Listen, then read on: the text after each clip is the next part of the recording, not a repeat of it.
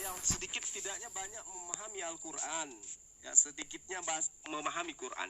Ketika saya punya generasi nih, anak saya nih, saya ajarkan kepada mereka, innamal mu'minuna alladhina idza dzukirallahu wajilat qulubuhum. Anak-anakku ada 3 anakku. Anakku semua menghafal ayat itu. Innamal mu'minuna alladhina idza dzukirallahu wajilat qulubuhum. Besok hari mereka punya anak, mereka juga mengajarkan bacaan yang sama. Innamal mu'minuna alladhina idza, begitu seterusnya.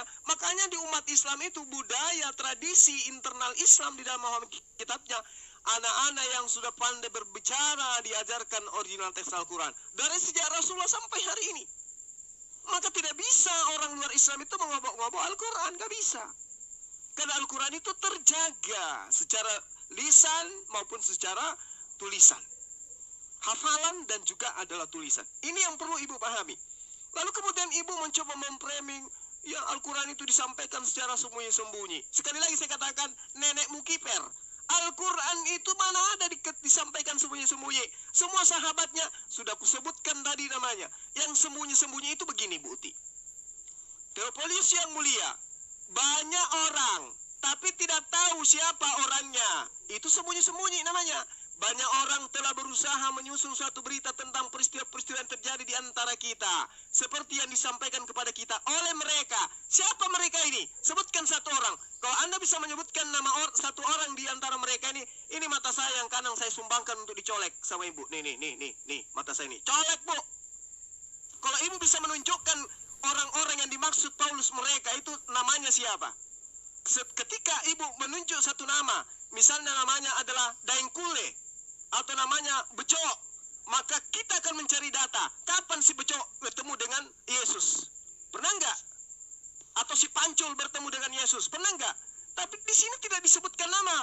Dikatakan oleh pengarang kitab Anda, Teophilus yang mulia, banyak orang telah berusaha menyusun berita peristiwa-peristiwa yang terjadi di antara kita, seperti yang disampaikan kepada kita oleh mereka. Mereka siapa ini? Nih, colek mata saya ini yang kanan nih. Colek pakai linggis. Kalau ibu bisa menunjukkan satu nama dari mereka itu, nggak akan bisa. Kenapa?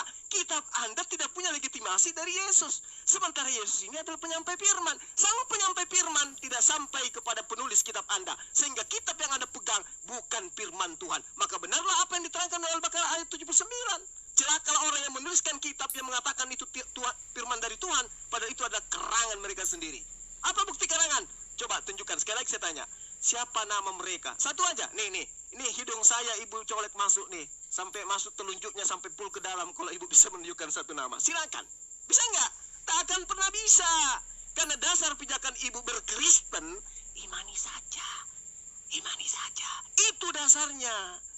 Nggak usah peduli. Yang penting imani aja. Mau ini dari Yesus ke, mau bukan ke, yang penting kita ke. Kan begitu konsep agama ibu. Kalau kami Islam nggak bisa. Cucu saya akan bertanya kepada anak saya, ayah, yang ngajarin ayat ini sopo? Kok bunyinya kayak begini, indah kali.